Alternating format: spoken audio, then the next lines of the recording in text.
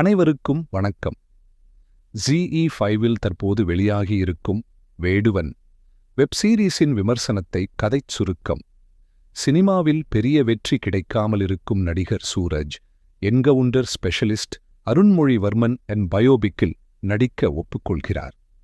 தன் கதாபாத்திரத்தைப் பற்றி தெரிந்து கொள்ள ஆழமாக பயணிக்கும்போது அருண்மொழியின் வாழ்க்கையில் இருக்கும் மறைக்கப்பட்ட உண்மைகளும் தர்ம சங்கடமான கேள்விகளும் சூரஜுக்கு தெரிய வருகிறது.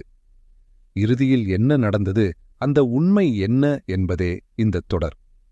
சீரிஸின் பிளஸ் மற்றும் மைனஸ். கதைக்கரு: என்கவுண்டர் மற்றும் ஒரு நடிகன்.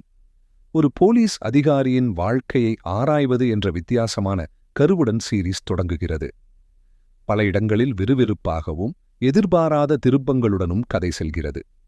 நடிப்பு: நடிகர் கண்ணா ரவி தனது நடிப்பில் ஒரு நடிகராகவும் போலீஸ் அதிகாரியாகவும் மாறுவேடதாராகவும் பல பரிமாணங்களில் சிறப்பாக நடித்திருக்கிறார்.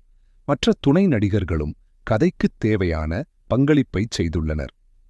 எதிர்மறை அம்சங்கள்: ஆனால் இந்த தொடர் ஆழமாக பேச முயற்சிக்கும் என்கவுண்டர் பற்றிய தார்மீக கேள்விகள் முழுமையாக அழுத்தமாக பதியவில்லை.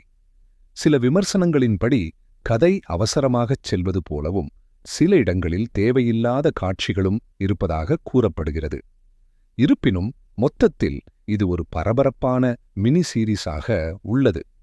முடிவுரை: வேடுவன் ஒரு சில குறைகள் இருந்தாலும் அதன் விறுவிறுப்பான திரைக்கதைக்காகவும் கண்ணா ரவியின் நடிப்புக்காகவும் ஒருமுறை பார்க்கலாம்.